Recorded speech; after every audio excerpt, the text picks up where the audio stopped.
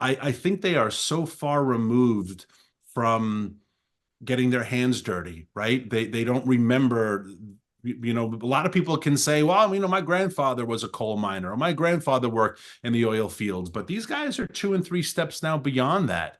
My name is Mike Mauceli, and this is the Energy Show with REI Energy, where we're energizing your investments and maximizing your tax deductions. Today, we're going to be talking about the green smokescreen, and you're going to discover how the Green New Deal policymakers are oftentimes opaque about how they're spending tax dollars and count on misdirection to propel their agenda. My guest today is Daniel Turner. Dan is the founder and chief executive officer for Power the Future. Great to have you on the show today, Dan. Well, thank you. I appreciate it. It's great to talk to you. Yeah, there's a lot of stuff going on around the country. And of course, it's been going on ever since Biden's taken office, from, taking away our gas stoves to, just appointing people that aren't really elected to spend the taxpayers' money on green energy. And I understand that you're suing the climate czar, John Kerry, and, just wanted to find out a little information why you decided to do that. Yeah, thanks. We've been following what Kerry's been doing since he was first put into office. And under the Freedom of Information Act, we're allowed to ask certain questions, and certain information has to be divulged to the taxpayers. We're an open democracy, right? So there are no secret meetings, secret offices. Yeah, there's some flexibility with the CIA and the military, but John Kerry doesn't qualify as any sort of clandestine or covert operative. But John Kerry's response is, I'm not telling you what I'm doing. I'm not telling you who's on my staff. I'm not telling you who's on my meetings, who's in my meetings, or who I'm talking to. And the problem I have with all of this is that, I set up my organization to fight the green agenda. I think it's a huge threat to our freedom, our way of life. I think it's a threat to the millions of energy jobs in rural communities. And that's why I started it. But this is an example of how we are all feeling the effects of the Biden green agenda. And a lot of that agenda is hatched in John Kerry's office. He goes on these global summits and they come up with some agreement. We're going to lower methane by X%. It means we're shutting down coal or denying oil and gas leases, right? We're going to get rid of this. We have gas stove bans, as you just mentioned. John Kerry's office hatches a lot of this green agenda. The result has been really expensive life, crazy inflation, eggs of $4 a dozen. They celebrate the price of gas at the pump, but it's still over $1 more than when Biden took office. So if John Kerry is creating all these green policies, we have a right to know what's going on. And the fact that he won't tell us means he knows we wouldn't actually like the details. So that's why we had to sue. Well, I'm in the oil and gas business. Of course, a lot of the people that I have on my show, like you were saying, I bring them on to fight this green agenda. But not only being in the energy business, I'm a taxpayer. I pay my taxes like every other American does. And it just seems that these people squander our money on these ideas that are half baked, or they don't work. And, and then we spend billions and billions and billions of dollars on these types of these green agendas that, there's really not a lot of basis behind it. No, there's not. And that's the problem with the green agenda. People bash me over the head, people on social media or in debates or town halls that I do, and they try to pretend that you're just stopping technology from coming. You're the guy my favorite, you're the guy who makes candles, and you're trying to put out the light bulb industry. And those are all just terrible analogies, because of course, technologies evolve and technologies change, and we get more mature as a society. But we've never outlawed, right, the competition. When the car was invented, we didn't outlaw the horse and buggy. When the light bulb was invented, we didn't outlaw candles. And so you've got this green agenda that only exists because of the hundreds of billions of dollars that government spends on it for subsidies. And it only exists because of the government mandates that require every state by X year, 25% of Texas electricity has to be green. Well, that's a mandate. And that means we are guaranteeing that if you open up wind or solar, Doesn't matter if your product is any good. If it guarantees we have to buy it because the government set up that rule. So we're adopting this agenda without the American people having really any input, without the free markets having any input. And the result is lousy. And that's my biggest complaint about the whole thing. And besides the fact that they're terrible technologies, they aren't based in science, they aren't based in free markets, they also don't work. There is no country on earth, there's no state in the United States that has seen success of going green. If you understand success as either a cost benefit, a utility in terms of reliability or efficiency, everywhere that we've gone green, we've seen prices go up, we've seen reliability go down. So I guess my question for the Kerry people, for Joe Biden, when does it work? Right? How much longer do we have to wait? Germany's been doing this for 20 years. They've spent $500 billion with a T, €500 billion of taxpayer German dollars to go green. Their electricity rates went from 9 cents per kilowatt hour at the beginning of the century to climbed up to $7 last year. Now the parliament capped it, right? They capped it at 40. Now you cannot by law charge more than 40 cents per kilowatt hour. But that doesn't mean it costs 40 cents. That just means the ratepayers are, but still 40 cents is more than 3 times what we pay in America. So Germany, 20 years, $500 billion, $7 per kilowatt hour electricity. When does it work? Yeah. When does the good part of going green, when do the German people say, look at this agenda, how great it is? It seems we never get to that point. We just keep saying more money, more investment. And I think that's a load of hooey. Yeah, and I know, here in Texas, I mean, our electricity bills have gone up, and primarily the reason why they've gone up is because it's not because we've got cheap natural gas prices, because we do.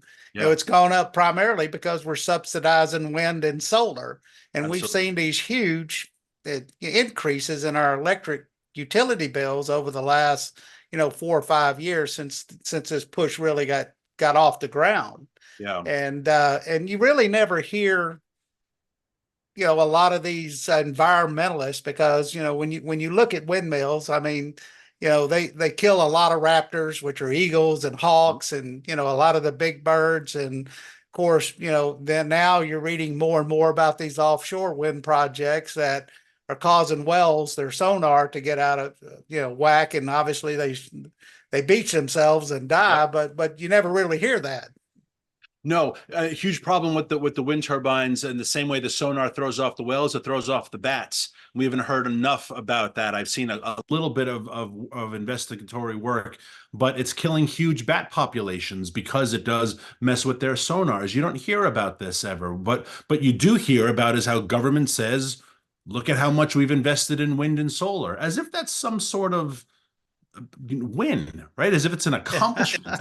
And all of our governors do it, Republican, Democrat, they run on it. I've been governor, we've invested $400 million. But for what? For technology that is intermittent at best, that works on 5, 10, 15% of the time. It's so frustrating. It's the only industry, and I'm sure you must, I don't want to say laugh because it must break your heart, but it must amuse you at least, that it's the only industry that it can have a 5%, 10% return on investment, and they call it success, right? We talked about Texas being an example. We have 800 kilowatts of capacity, right? Mhm. But we're only producing about 15. Well, that's not a good return on investment, but we don't talk about how lousy of a technology it is. We also don't talk about, which is what I truly love about the oil and gas industry, is that it doesn't, I mean, electricity is a small part of what it does, natural gas, Right. but it does so much more. And we never talk about what are we doing for these hundreds of thousands, if not millions of products that come from oil and gas that have enriched our lives, that have made us prosperous and healthy, and more than anything else, given us dignity. Right? There's dignity in medicine and in hygiene, and there's dignity in disposable tissues. There's dignity in disposable diapers. Our grandparents didn't have either of those things, Yeah. right? There's dignity in the millions of products that come from laundry detergent And yes, air conditioning and heating.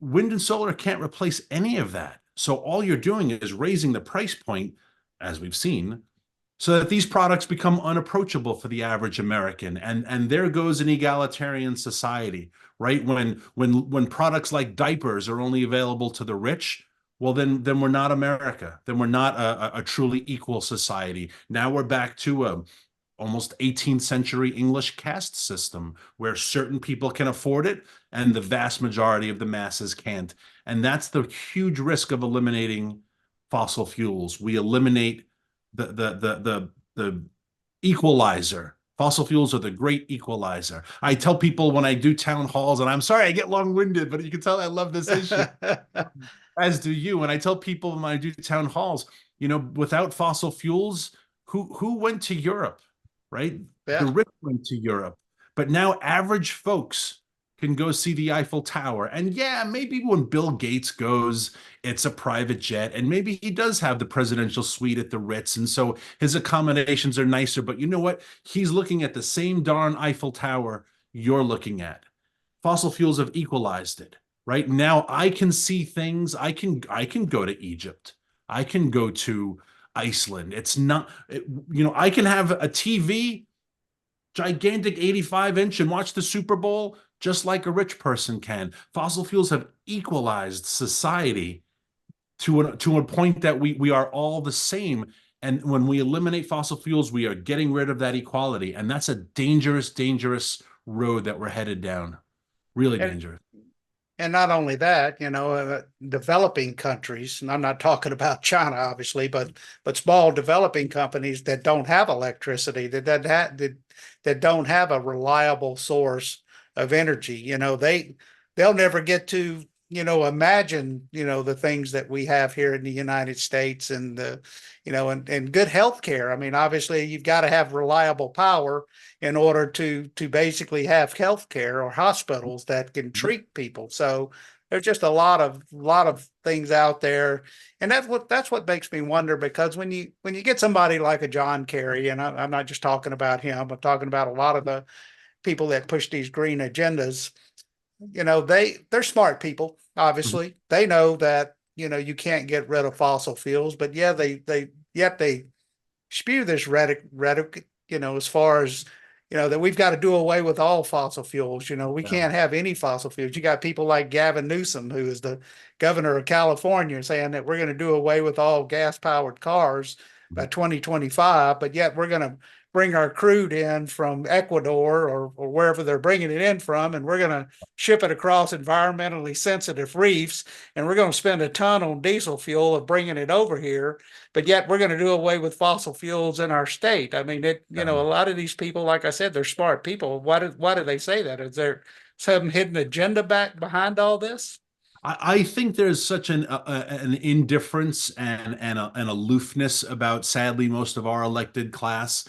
I when I started this organization a couple of years ago, I have always been in the political space, the issue space. I loved energy as an issue. I was learning a lot about it, and I always felt like an outside group was needed to do the work that the industry couldn't. And I understand industry is hamstrung, right? If you're, Daniel Turner, if you're Daniel Turner Oil Company and you sue John Kerry, the Biden administration will sick the FEC on you, the IRS on you. They'll Yeah. send, all of your permits suddenly will be held for another couple of months, right? So industry is hamstrung because they need to work with government. I wanted to start a group that could be outside of industry, that didn't have to worry about government threats, to do the really hard work about these green activists. So the background of now that I'm doing these battles full time, when I talk to these politicians or see their interaction, I think they are so far removed from getting their hands dirty, right? They don't remember. A lot of people can say, well, my grandfather was a coal miner, or my grandfather worked in the oil fields, but these guys are 2 and 3 steps now beyond that. And all they've known is privileged, urban, white collar, soft life, right? They've never gotten their hand dirty. Look at, one of the most loathsome individuals is Michael Bloomberg. I don't begrudge him his wealth, worth $60 billion, spends Yeah. hundreds of millions every year to end carbon, right? No more carbon. really bad for life, but that's what the campaign is. Beyond carbon, they're going to shut down all oil and natural gas in the country. Michael Bloomberg deserves all the money he made. He created a great product, and Yeah. he's a billionaire as a result. But he once gave a talk where he mentioning transitioning workers, and he said farmers, right? So bad for the environment. And how hard is it to be a farmer? You plant the seed, you put it in the ground, something grows, right? We need a new. And he moved on, and I thought, just put a parentheses around that word, like around that sentence. Like, how dumb are you, Michael Bloomberg, that you think that's all farming is, right? I have a farm. I'm in the middle of my farm in rural Virginia. I got a sheep farm. Um, in addition to doing this, how can you have not just that level of ignorance, but also that Yeah. level of disdain, right? That level of disdain. And they have disdain for oil and gas workers. When John Kerry said we're going to fire the Keystone Pipeline guys, he was like, well, you know what? Now they have the option to get a better job in the green economy. And what I have always been marveling at is the diabolical indifference that we have towards others' jobs in the fossil fuel job. The total indifference, right? We're going to shut down that oil field. What about the jobs? What about the community? That's fine. It's for the earth, right? They have no care that they've destroyed towns and livelihoods and families, and that's why I had to start this organization, right? The damage we've done to rural American energy workers on behalf of the environment is devastating and thoroughly un-American. It seems that every time you turn around, I mean, obviously they keep throwing like stuff on the wall to see if it'll stick. And their more recent one, obviously, was the LNG. We're going to kill all LNG. Well, a couple of years ago, Biden was out there telling the Europeans that you don't need to buy Russian gas anymore because we're going to supply all the LNG you need. And then Exactly. now they've come back and saying that, well, we're going to kill the LNG. We don't want to do that anymore. I mean, it's Yeah. just, they just well, it's like every other thing that the Biden administration has done has been pretty much of a failure. But Yeah. it just seems like they got people in there that he's not certainly not running the country, right? Yeah. And the LNG pause is what they're calling it, as a pause. It shows the cowardice of the Biden administration. It would be easier just to kill it, right? Just kill the Yeah, project so we as an industry, or the millions of or millions of dollars, but the men and women who are involved in this industry, so that they can pivot and move on, right? And try to survive. But instead it's a pause. And the pause is so that if you're invested in this industry, or your listeners are, well, we've done a lot of legwork to get this terminus built in the Gulf. It's a 4 or 5 years into the project. We have money on the line. How long does the pause last, right? The investors are asking for mortgages to be repaid, for loans to be repaid. So we still owe money, but we're not making any profit yet. And the day we start producing gas to bring it to the liquefaction terminals to export is now pushed back further and further. So yeah, so how long do we last? Until we're mortgaging our homes, right? Do we take out more loans?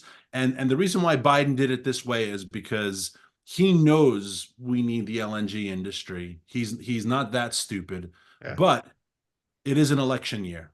yeah. And the Michael Bloomberg wrote $100 million check last year to the Biden efforts, right? Mark Zuckerberg gave 400. So many of these green billionaires, they want some sort of punishment of the fossil fuel industry, and so that's why Biden did this. And it's just pure cowardice, right? It would be easier, like I said, if he just killed it, so that the industry could recuperate its losses, like they did with Keystone, and you move on to something else. But instead, he's just going to drag this out and hemorrhage money and time because he's a coward. And that's what the green industry is. It's just an industry of cowards and lies, and it's why they have to be defeated. Yeah, it's like I mean, John Kerry, saying that he doesn't own a private jet, but yet his wife owns one. So Chivalry is not dead, right? You just blame your wife. That was amazing. That was yeah. amazing. Yes, I don't own one. My wife does. Very noble. Yeah, it's just ridiculous, that we try to play. And you mentioned Gavin Newsom. Yeah. none of these folks that push the no carbon, the no fossil fuel, no carbon life, none of them live it. Yeah.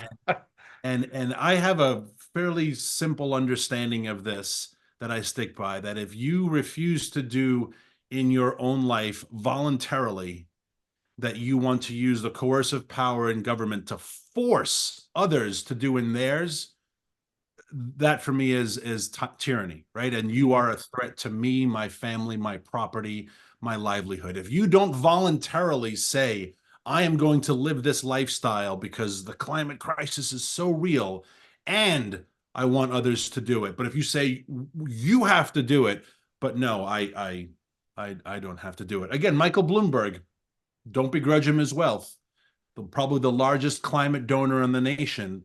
I think he has, last we saw online a report, 14 homes around the world, fleets of private jets, of helicopters. He's worth $80 billion. I don't Yeah. begrudge him his wealth. I would have those things too if I had his wealth. But the fact that he wants to put LNG workers in Louisiana out of a job, right? From which mansion are you doing? So it's that level of disconnect is dangerous for our society to function. That you can have such political and policy power, but you don't have to feel the effects of it, and that's dangerous. That's dangerous for the nation to survive. Yeah. And, you see some of the biggest economies around the world. I mean, they don't even show up to these the G20 and some of these because obviously they know it's all a farce. I mean, you're not going to see China there. They're building one new coal-fired power plant a day, and I mean they're going to continue. Yeah, And they have what, 1,700,000 people. We have roughly 2 to 300 million here in the United States, and well, I guess exactly. we got more now since we opened the borders. But That's true. And China is building coal plants because no matter what you say about coal, it always works. Sun, wind, no wind, night, dark, rain, snow. Coal works. It works all the time. And what does China build with those coal plants? They build wind and solar. And then we buy them and then we put them up and then they don't work, and we call this green. You can't burn coal in West Virginia to make electricity, but you can burn coal in China to make solar panels to put on boats and send across the Pacific and install in West Virginia to make electricity, and that's somehow green. And no one will explain to me why that is considered good for the environment. And like you mentioned earlier, why is it good for the environment that we're trampling on coral reefs, trying to bring oil, crude from either OPEC nations, from Venezuela, but we can't pump it out of our own nation, right? And boy, when it comes to natural gas, we have enough natural gas. I'm active in this great Commonwealth of Pennsylvania. I tell the folks up there, we have enough natural gas in Pennsylvania to power the world yeah, for centuries, not just America, the world. Texas has even more. Why are we not capitalizing on this? Why are we not? We should be producing so much that all goods should be so inexpensive, right? Not just electricity, but fertilizer, which will lower the cost of food prices, which will lower the cost of meat prices, which it's it's not rocket science, right? I mean, it's pretty self-evident, and yet we have this enemy in front of us who is powerful and committed, and they control government right now, and they're diabolical. They're not. Oh, look, I see things one way, you see it the other. No, no, no. Like there's no common ground on this, and yeah. I'm pretty radical when it comes to it. The well, I'm a conservative, but I will work with the climate group. Nope, then I don't want to talk to you because Yeah. there is no common ground with the climate movement. They are absolutely diabolically insane, and they are a threat to the nation and our freedom and our property, and they have to be defeated. Yeah, I agree with you. I mean, more of these politicians, they're concerned about what, the polling say and all of that, as opposed to doing the right thing. And the reason why they were elected to to represent us, they do this. But I wanted to, so how is this suit against John Kerry going to help Americans?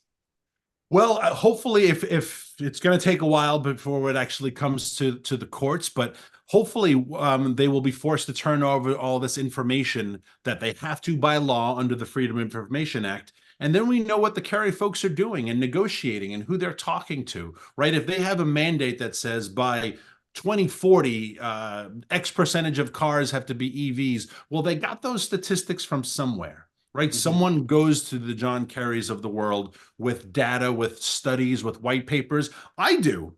We publish white papers. We bring information to legislators and say, here is evidence that says X. But the difference is that you can find all that information. It's all public, right? Why is John Kerry having these meetings that he's not telling you who he's talking to? If he's got a chief of staff, which he does, where did that person come from? What was their background? What's their resume? What's their scheduling? John Kerry, I'm sure, had a busy week. Well, actually, no, he's officially now retired, to go work on the campaign. Yeah. Maybe he as successful in this campaign as he was in his own presidential campaign. Um, but what are these folks doing all day? And the reason why they're keeping it secret is they don't want you to know, because they know the American people will be angry. They know they will disagree. They disagree with it now, right? Americans don't support the green agenda. They don't support any of these mandates. They don't support stove bans and leaf blower bans and EV mandates. And I know you're in Texas and you got a lot of folks like me. I joke all the time. The F-150 Lightning, the cool electric pickup truck. I Yeah. think it was Car and Driver. They hitched an empty 2-horse trailer, and it went 80 miles before it was dead. And I haul a couple thousand pounds of sheep, let alone cattle, a lot more than 80 miles on the regular. So what am I supposed to do if I'm a farmer with the F-150? Besides the fact that it costs a hundred and something $1,000, Yeah. I can't even haul anything. I couldn't put a round bale in the back and bring it out to the field. So what am I supposed to do with this? And that's why Americans don't support this agenda. But all this agenda is hatched in John Kerry's office Yeah. secretly, and we have to expose that to the light. And so how does the United Nations fall into all this about, trying to, you know, promote green energy policies here in the US? Yeah, you've been paying attention to the news. I love it. That's Yeah. a study that we broke, or a report that we broke that was in the media earlier last week. But yeah, the United Nations Foundation has been giving money to 12 different governors, so that the governors could hire staff to solely focus on climate change initiatives. And again, all done in secret. So Governor Whitmer in Michigan, has I don't remember, maybe two, or I don't remember how many staffers, but those staffers are not paid by the taxpayers of Michigan. They're not beholden to the governor's office. And love or not love the governor of Michigan, she's the governor, right? But her staff is public. What they do is public. But these people, no, they're not. They come from the United Nations Foundation, and they have a very specific agenda. So my response to that is, if this is the way we're going to go now, great. I'm sure I can get some oil and gas guys who will fund Power the Future, and we will put staffers in every governor's office across the nation. And then I will say, you're not beholden to the press. We're not beholden to the governor. If people ask what we're doing, I'm going to say, none of your damn business. We're the fossil fuel staffers paid for by Power the Future, and we're promoting fossil fuels, and don't ask more questions. Do you think like the news media would have problems with that? But Oh, when it yeah. comes to the climate agenda, not a word. Everyone thinks it's hunky dory. Well, is it even legal as far as for the UN to fund these green policies in the US? On the state level, I think it depends state by state. On the federal level, that is not allowed. And there's a rule that your attorneys who are listening will remember the actual name of the clause, that you are not allowed to have federal government employees that are paid from outside funding. But at the state level, I think every state probably differs. So Wow. I'm sure they're not breaking any laws, right? They're smarter than that. But that doesn't mean it's not ethical. That doesn't mean it's not on the up and up.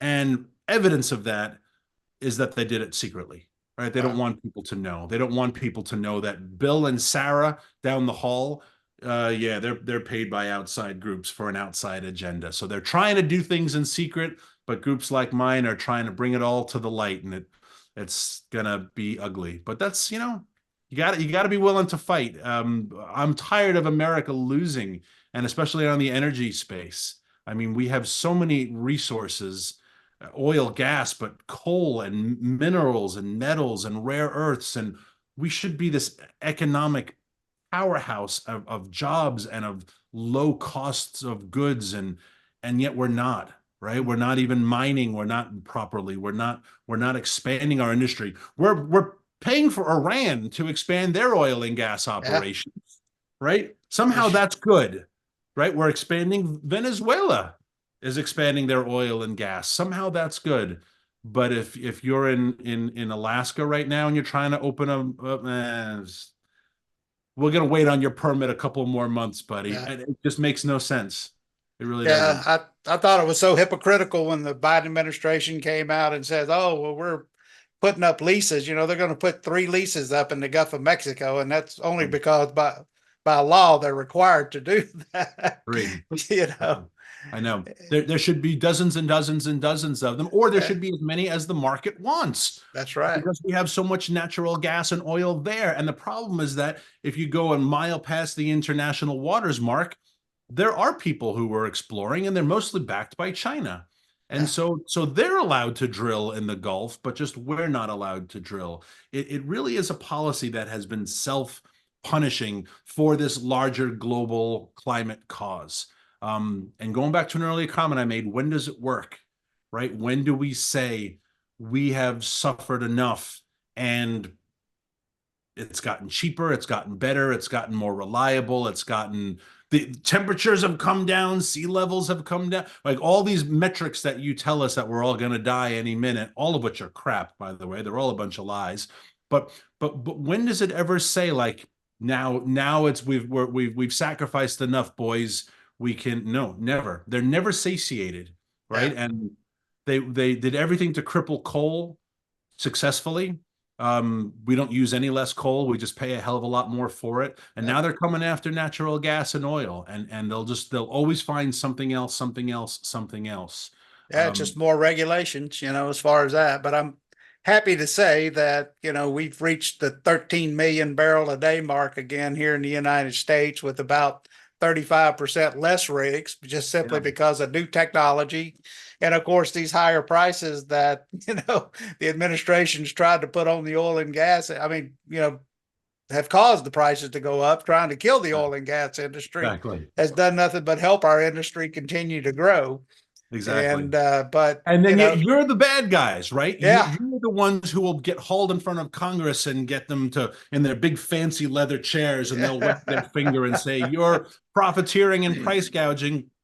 Again, I tell folks, last administration, right? You all told us that Trump is an oil shill. He's in the pocket of big oil. And yet, when big oil had their money guy in the White House, how come there were never accusations of profiteering and price gouging, right? How come there were never these CEOs were not yelled? It's amazing how when the industry was allowed to operate, it produced more for a lower price point for more people, bringing in record money to their treasury, hiring more people. We lowered emissions, again, if you want to use the emissions metric, than any other country that was still part of the Paris Accords.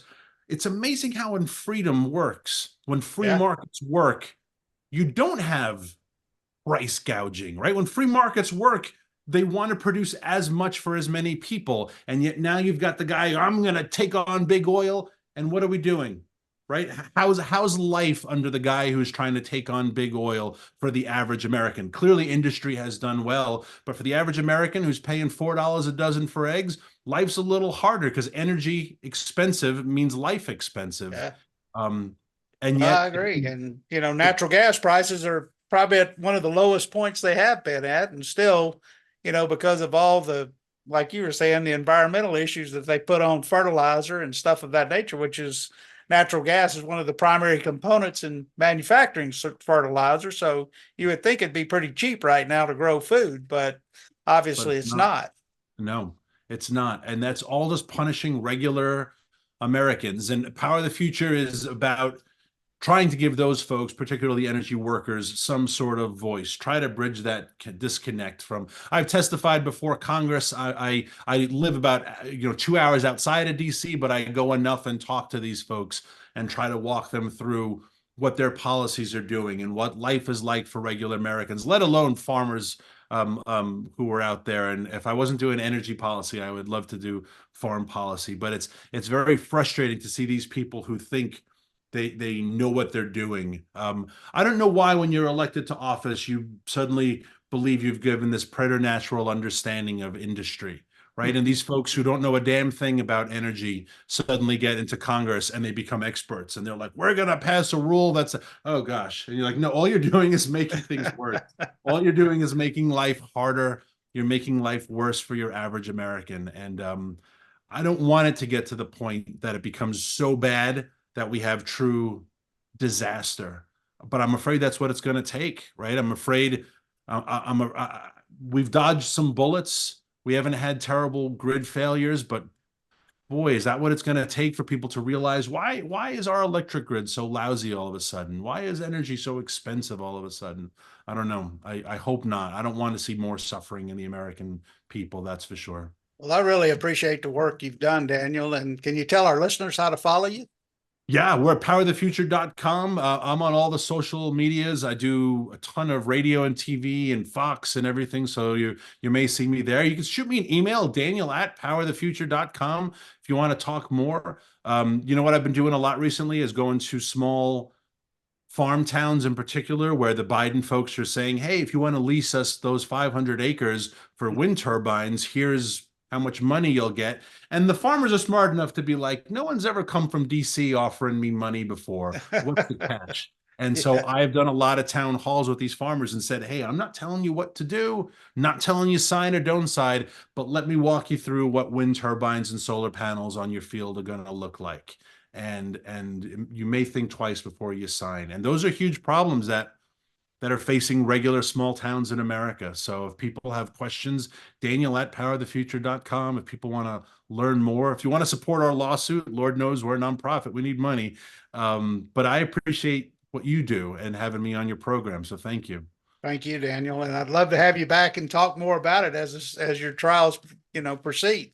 Absolutely. Yeah, it's great to talk to industry folks because y'all are I started this organization for you because you're all hamstrung. No matter what you do, you're the bad guy. And yet you're the lifeblood of our economy and our national security. And we wouldn't be America without the energy industry. So thank you for what you and the millions of people in this industry do for us every day. This podcast is a presentation of Rich Dad Media Network.